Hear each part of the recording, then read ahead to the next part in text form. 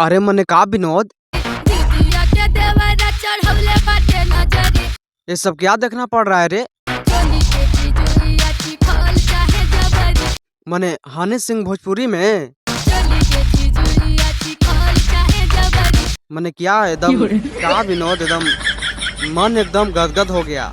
बात तो सही है। दीदिया के देवरा लगौले बाटे नजरी दीदिया के देवरा चढ़वले बाटे नजरी। और चोली के चीज हुईया चिखल चाहे जबरी। चोली के चिजुइया चिखल चाहे जबरी। नमस्कार, मैं कुंदन यादव और आप सभी को फिर से एक नए वीडियो में स्वागत है। दोस्तों, आज की इस वीडियो में हम बात करने वाले हैं हनी सिंह के एक बहुत ही वर्ल्ड लेवल के सॉन्ग के बारे में।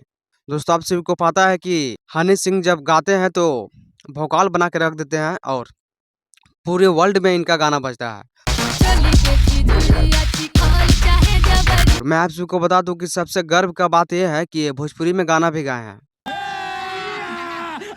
मैं सही कह रहा हूँ, जो हनी सिंह है वो भोजपुरी में गाना गा दिए हैं, रैप सॉन्ग है।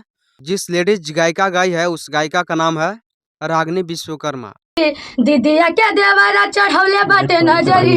चोली के चिजुइया चिखल जबरी। चोली के चिजुइया चिखल चाहे जबरी। मतलब ये गाना एकदम भौकाल बना के रख दिया। मतलब भोजपुरी का एकदम वर्ल्ड लेवल में, मतलब जो भोजपुरी का और जो भोजपुरी सुनते हैं, भोजपुरी गाते हैं, भोजपुरी गुनगुनाते हैं, उनके लिए तो एकदम बहुत ही गर्व का बात है। और जो भोजपुरी का लेवल था वो वर्ल्ड लेवल पर हो गया।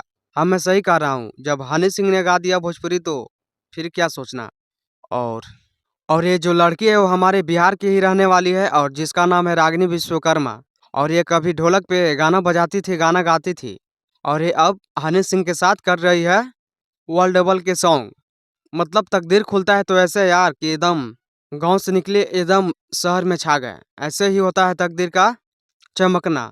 मतलब किसी का तकदीर अगर हो तो वो रागिनी विश्वकर्मा की तरह हो।